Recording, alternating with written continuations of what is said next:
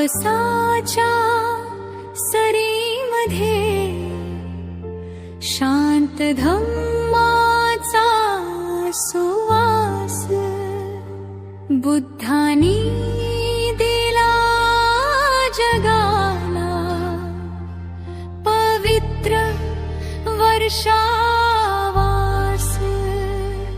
करुणेचा दीप उजळला प्रेमाचा झाला प्रकाश त्रिशरणी नतमस्तक पावन हा वर्षावास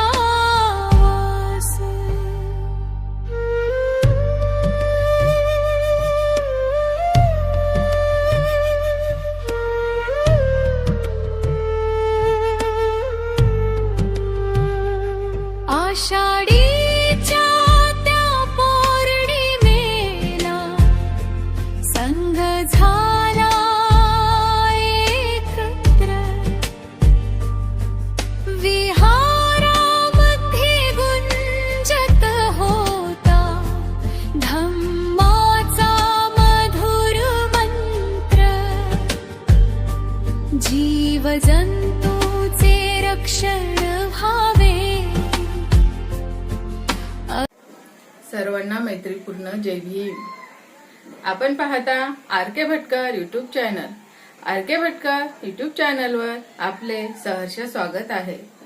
असेच आमचे नवनवीन व्हिडिओ आवडल्यास आमच्या चॅनलला लाईक करा, कमेंट करा, शेअर करा आणि सबस्क्राईब करायला विसरू नका। सर्वांना मैत्रीपूर्ण जय भीम।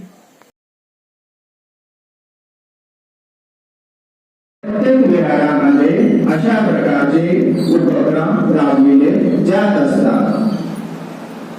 भारतीय बौद्ध महासभेच्या वतीने अमरावती शाखेचे प्राध्यापक प्रकाशजी बोरकर अध्यक्ष आहेत। यांच्या अध्यक्षतेखाली ही भारतीय बौद्ध महासभेची दर रविवारची वंदना आणि प्रवचन मालिका राबवित असते आणि आजच्या या प्रवचन मालिकेचा विषय आहे तथागत गौतम बुद्धांनी दिलेला प्रतीत समुपवाद आणि कार्यकारण भाव। महाकारुणी तथागत गौतम बुद्धांनी त्यांना ज्ञान कसं प्राप्त झालं एकाएकी प्राप्त झालेलं नाही। त्यांना आधी आपला राजगृह सोडावा लागला। राजगृहातून निघाल्यावर त्यांना संन्यासी व्हावं लागलं। संन्यासी म्हणजे भिक्खू व्हावं लागलं। मग त्यांनी विचार केला की सर्व दुःखाचं कारण काय, तर तृष्णा। तृष्णा म्हणजे आपली इच्छा। आपली जी इच्छा मनातील हीच मुख्य कारण आहे दुःख प्रभूनेचे। आपल्याला कुठल्याही गोष्टीचं दुःख होतं त्याचं कारण आहे आपली इच्छा। जर आपली इच्छा आपण केली नाही, कुठल्याही गोष्टीशी आपण इच्छा बाळगली नाही तर आपल्याला त्याचा लाभ लोभ होणार नाही आणि लोभ झाला तर आपल्या मनात त्या वस्तूबद्दल आपल्याला इच्छा निर्माण होणार नाही आणि लोभ निर्माण होणार नाही आणि आपल्या मनाला समाधान मिळेल। तर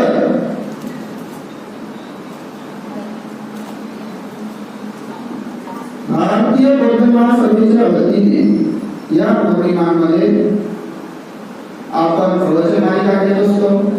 या प्रवचन मालिकेमध्ये आपण 12 पौर्णिमांचे महत्व आपण आपल्या उपासक उपासिकांना सांगत असतो आणि यामधून आपल्या मनातील आपल्या शरीरातील दुर्गुण आपण नष्ट करण्याचा प्रयत्न करीत असतो। तर आपल्या मनातील दुर्गुण कोणकोणते आहेत, तर आपण इंद्रियांना दुखावणारे चैनीचे पदार्थ खात असतो। बघा, आपण कुठल्याही जेवणात मला पंचपक्वान्न पाहिजे, ते पाहिजे, ते पाहिजे, जर आपण याची इच्छा व्यक्त केली नाही आणि जे मिळालं त्यामध्ये आपण समाधान मानलं तर आपल्याला दुःख होणार नाही. दुसरं, आपण कुठल्याही गोष्टीचा कंटाळा करतो. आजची गोष्ट उद्या करू म्हणतो तर कंटाळा करू नये. भूक आणि तहान, कधी कधी आपण विनाकारण जेवण करत असतो, कारण त्याच्या मागे आपल्याला त्या पंचपक्वान्नाची इच्छा निर्माण झालेली असते. परंतु ते जर आपण पंचपक्वान्न ग्रहण केलं आणि शक्येच्या बाहेर जर केलं तर आपल्याला त्याचा त्रास होत असतो. विषय वासना, आपण कुठल्याही विषयाशी खूप लोभ मानू नये, मध्यम मार्ग स्वीकारावा. आपल्याला भीती, जर आपण कुठल्या गोष्टीची भीती मनात बाळगली नाही तर आपण निर्भय राहू शकतो. कुठे जा, कुठे काही करा आणि सन्मानाने जगा. आपण आता बऱ्याच भीतीच्या दबावाखाली जगत असतो. आपल्या कुटुंबाची भीती, कुटुंब प्रमुखाच्या संरक्षणाची भीती, आईची भीती, वडिलांची भीती, आपल्या बांधल्याची भीती. आपण कुठे बाहेर जात असतो, त्याला काही होणार तर नाही, कुणी त्याला काही लगापट्टा करणार तर नाही, अशा भीतीमध्ये सतत जगत असतो. तसेच आपण कुशंका, आपण आपल्या मनात ज्या कुशंका असतात त्यांना स्थान देऊ नये, त्यांना व्यक्त करू नये. तसेच गर्व, आपण गर्वामध्ये बऱ्याच गोष्टी बोलत असतो. गर्व केला तर गर्वाचे हे नेहमी घर खाली होते, गर्व हरण होत असते, त्यामध्ये आपलंच नुकसान असते. आपण इतरांचे नुकसान करत नाही. गर्व केला, अहंकार बाळगला तर तो क्षणापुरताच असतो, पण त्याचे परिणाम हे बऱ्याच दूरपर्यंत असतात. तसेच आपण खोट्या मार्गाने मिळवलेली कीर्ती ती जास्त दिवस टिकते का? आपण एक दिवस खोटं बोलणार, परंतु आपल्या खोटं बोलण्याचं जर इतरांना खरं काय याची माहिती होईल, त्यानंतर त्यांच्या मनात आपले जे स्थान आहे ते तसेच राहणार आहे का? नाही. म्हणून खोट्या मार्गाने मिळवलेली कीर्ती सुद्धा करू नये. साधू संतांवर प्रहार आदरला. भारतामध्ये जो बुद्ध धर्म होता, बुद्ध धर्म हा इथून पूर्णपणे नाहीसा झाला. का तर यावर इथल्या शासनकर्त्यांनी प्रहार केला, आक्रमण केलं, त्याला पूर्णपणे नष्टनाबूद केला. इथला भिक्खू संघ इथून जीवाच्या भीतीने बाहेर गेला, बाहेर देशांमध्ये गेला आणि तिथे त्यांना संरक्षण मिळालं. त्यामुळे त्या देशांमध्ये त्यांच्या बुद्ध धर्माचा प्रचार आणि प्रसार झाला. परंतु भारतामध्ये हा पूर्णपणे नाहीसा झाला. मग आपल्या भारतामध्ये डॉक्टर बाबासाहेब आंबेडकरांनी संपूर्ण इतिहासाचं वाचन केलं आणि बुद्ध धर्माला येथे पुनर्जीवित केलं. बुद्ध धर्म काय आहे, बुद्धाची शिकवण काय आहे, विनिशरण काय आहे, पंचशिला काय आहे, 10 पारमिता काय आहे, या सर्वांचे त्यांनी आपल्याला माहिती करून दिली आणि या धर्मावर चालण्याची आपल्याला शिकवण दिली. पण आपण या शिकवणीला परिपूर्णपणे न्याय देतो आहे का? नाही. आपण दर रविवारच्या मंदिराला येण्याचे प्रण करतो, पण फार कमी लोक येतात. निदान आपण हप्त्यातून एक दिवस तरी विहारामध्ये जाऊ शकतो, आपण आपल्या पाल्यांना आणू शकतो, पण तेही आपण वर्तन आपल्याकडून घडवत नाही. मग आपल्या मुलांवर संस्कार कसे होणार? बुद्ध धर्म त्यांना समजणार कसा? बुद्ध धर्म नाही समजला तर आपले महापुरुष कसे समजणार? महापुरुष समजले नाही तर आपल्या समाजाची प्रगती कशी आहे, कशी होणार हे आपल्याला कळणार का? नाही कळणार. म्हणून प्रत्येक रविवारी सर्वांनी आपल्या पाल्यांना, आपल्या मुलाबाळांना सोबत घेऊन विहारात देणे, बुद्ध धर्माविषयी त्यांना माहिती करून देणे ही काळाची गरज आहे.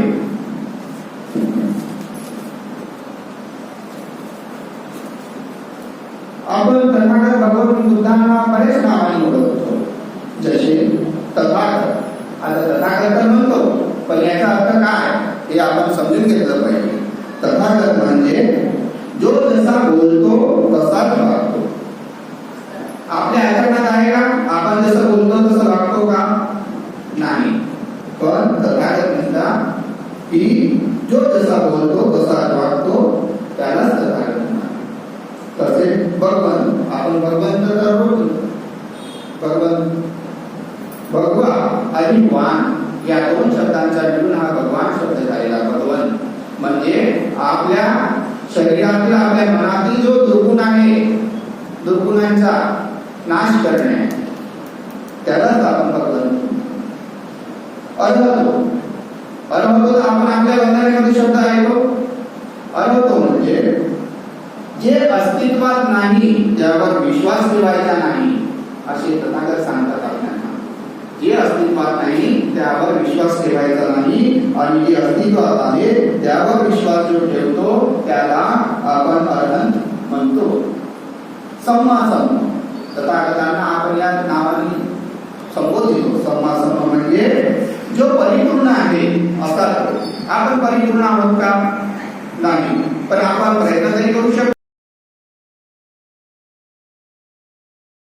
सामान्य माणसाच्या जीवनासाठी ते फार अमूल्य आहे. तसेच समृद्ध, समृद्ध म्हणजे याचा अर्थ असा होतो की त्याने ज्ञान जाणले आहे असे ते समृद्ध.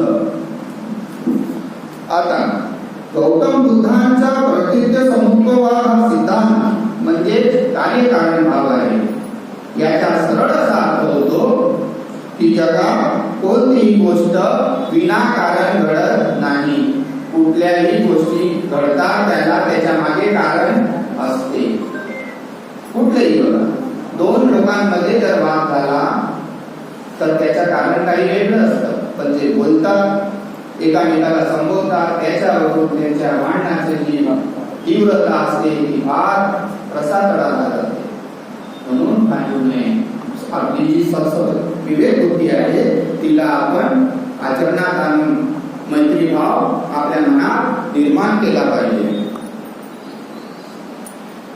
दुसरी गोष्ट निर्माण होते ती अशी की प्रत्येक घटनेमागे किंवा वस्तू मागे काहीतरी कारण म्हणजे हेतू असतो. या सिद्धांतातून माणसाचे दुःखाचे मूळ आणि संसाराचे चक्र समजून घेता येते. तथागत बुद्ध म्हणतात की सगळ्या कृष्णेचे कारण हे दुःखच आहे. म्हणजे दुःखाचे कारण कृष्ण आहे, म्हणजे आपली इच्छा. बुद्धाने हा निसर्गाचा नियम आहे आणि हा निसर्गाचा नियम त्या बुद्धाने बनवलेला नाही. बुद्धाने फक्त तो जाणला आणि तो आपल्याला सांगितला. त्यांनी द्वादश म्हणजे 12 कलेची साखळी आपल्याला सांगितलेली आहे दुःखाच्या कारणांची. ती अशी की पहिली म्हणजे अविद्या, अविज्ञान. अज्ञान आपल्यामध्ये असणारे अज्ञान. अज्ञानाभोवतीच आपण आपले कुशल कार्य करू शकत नाही. जर आपल्याला प्रत्येक गोष्टीचं ज्ञान असलं, काय करायचं काय नाही करायचं, काय चांगलं आहे काय वाईट आहे, त्यावरूनच आपण जी वाईट गोष्ट आहे ते करणार नाही. दुसरं कारण आहे संस्कार. तर संस्काराची गोष्ट आपण आताच केली पाहिजे, केली की आपण आपल्या पाल्यांना आपल्यासोबत दर रविवारी निदान आपल्या विहारामध्ये घेऊन यायला पाहिजे. तसेच विज्ञान. तथागतांचा हा बौद्ध धम्म हा संपूर्णतः विज्ञानावर आधारित आहे. विज्ञानावर आधारित आहे. यामध्ये चमत्कार आत्मा असं होते का? नाही. इतर धर्मांमध्ये बघा चमत्कार आत्मा भूत प्रेत या सगळ्या गोष्टी आहेत, जादूपूर्ण. पण आपल्या बौद्ध धर्मामध्ये असं आहे का? आपण पांढरे शुभ्र वस्त्र परिधान करून दर रविवारी किंवा ज्या ज्या दिवशी आपले सण असतात, आपले सण म्हणजे कोणते? 14 एप्रिल बुद्ध जयंती. 14 एप्रिल म्हणजे डॉक्टर बाबासाहेब आंबेडकरांची जयंती, बुद्ध जयंती आणि अशा प्रकारच्या बरेच ऍक्टिव्हिटीज मधून आपण आपल्या महापुरुषांना आठवण करत असतो, त्यांनी केलेल्या कार्याला आपण जाणून घेत असतो आणि आपल्या आचरणात आणण्याचा प्रयत्न करीत असतो. नामरूप म्हणजे शरीर किंवा मनाचा घटक, हा फार महत्वाचा घटक आहे. नामरूप आपण सगळं नामासाठी करतो, मी हे केलं ते केलं, पण हे सगळं शून्य आहे. षडायकर आपली जी 5 ज्ञानेंद्रिये आहेत आणि मन आहे त्यावर आपण काबू केला पाहिजे. स्पर्श इंद्रियांच्या विषयाशी येणारा जो संपर्क असतो त्याला आपण नियंत्रणात ठेवला पाहिजे. स्पर्श. वेदना सुख किंवा दुःखाचा जो अनुभव आहे त्याला आपण वेदना असं समजतो. आपल्या जीवनात सुखाचे क्षण फार कमी येत असतात आणि दुःखाचे क्षण आपण जास्त अनुभवत असतो. पण म्हणून आपण दुःखामध्ये असताना आपण होरपळून जात नाही किंवा दुःख आहे म्हणून त्याला आपण सतत आपल्या डोक्यामध्ये ठेवू शकत नाही. त्यामुळे आपल्या शरीराचा मनाचा ऱ्हास होतो, आपल्या बुद्धीचा ऱ्हास होतो, आपल्याला मानसिक परिणाम होतो. तृष्णा आसक्ती, इच्छा किंवा हव्यास. बुद्धांनी सांगितलेलंच आहे की सगळ्या गोष्टींचा दुःखाचं कारण म्हणजे तृष्णा आहे. ही आपल्या मनातली जी इच्छा आहे तेच आपल्या दुःखाचं सगळ्यात मोठं कारण आहे. उपादान एखाद्या गोष्टीला घट्ट पकडून ठेवणे किंवा हट्ट करणे. लहान मुलं बघतात आपण, लहान मुलं एखाद्या गोष्टीचा खूप हट्ट करतात, मला पाहिजे म्हणजे पाहिजे, पण आपण त्याला ते प्रत्येक वेळेला घेऊन देत असतो का? करून देतो परिपूर्ण करून देत असतो का? नाही. जर त्यांनी असं केलं तर त्याच्या इच्छा अजून वाढतच जाते. म्हणून अशा इच्छांवर आपण मर्यादा आणत असतो, त्यांना आपण नियंत्रणात ठेवत असतो. भव म्हणजे पुनर्जन्माची किंवा अस्तित्वाची शक्यता. भव पुनर्जन्म. बुद्धांनी सांगितलेलं आहे की आपल्या बुद्ध धर्मामध्ये पुनर्जन्म हा शब्दच नाही. पुनर्जन्म होतो का? तर इतर धर्मांमध्ये बघा ते सांगतात, आपल्या मनावर ते प्रतिबिंबित करतात की पुनर्जन्मावर विश्वास ठेवा. जर आपल्याशी काही व्यवस्थित घडले नाही, चांगले घडले नाही, तर लोकही म्हणतात की हे तुमचे मागच्या जन्मीचे पाप आहे, असं ते आपल्यावर मनावर बिंबवतात आणि आपण ते खरं मानतो.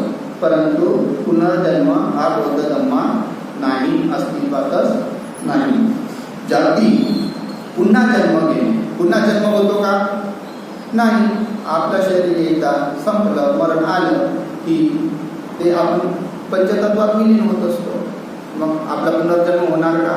परंतु इतर धर्मांमध्ये या गोष्टी जाणून घेतलेल्या आहेत. इतर जातींनी बुद्ध धर्माला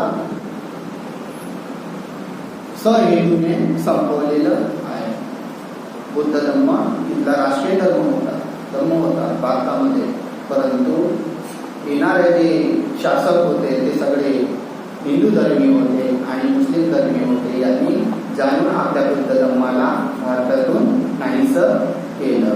नाहीतर आपली समाजाची आणि आपल्या राष्ट्राची प्रगती फार झालेली असती. आपण प्रगतीच्या उच्च शिखरावर असतो. परंतु इथल्या सनातनी धर्मियांनी तसं होऊ दिलेलं नाही. आणि हा एका वर्षात घटना झालेल्या आहेत का? नाही, हजारो वर्ष झालेली आहे. आता बुद्धाला जाऊन 2500 वर्ष झालेली आहे बघा. आणि आपला मानवाचा जन्म जो आहे साधारणतः 50 ते 60.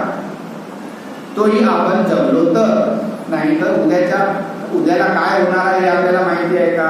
आजची संध्याकाळ होणार आहे आपण गृहीत धरून चालणार आहे का? नाही. कुणी सकाळचा सूर्योदय बघणार आहे का हे कुणी सांगू शकतो का खात्रीने? नाही. एवढं हे जीवन अनियतवादी आहे. म्हणून जो आपल्याला जीवन मिळालेलं आहे त्याला आपण सन्मार्गी लावायला पाहिजे. दर दिवशी हे बुद्धांची शिकवण आहे की आपण कसं वागायला पाहिजे, कसं बोललं पाहिजे, कसं चाललं पाहिजे, सार्थक रूपी कसं जीवन जगलं पाहिजे, जागृत जीवन जगलं पाहिजे. उपासक उपासिकांना म्हणूनच या वर्षवासाच्या निमित्ताने प्रवचन मालिकेतून आपण जागरूक करत असतो, एकामेकाला आपला बुद्धधर्म सांगत असतो.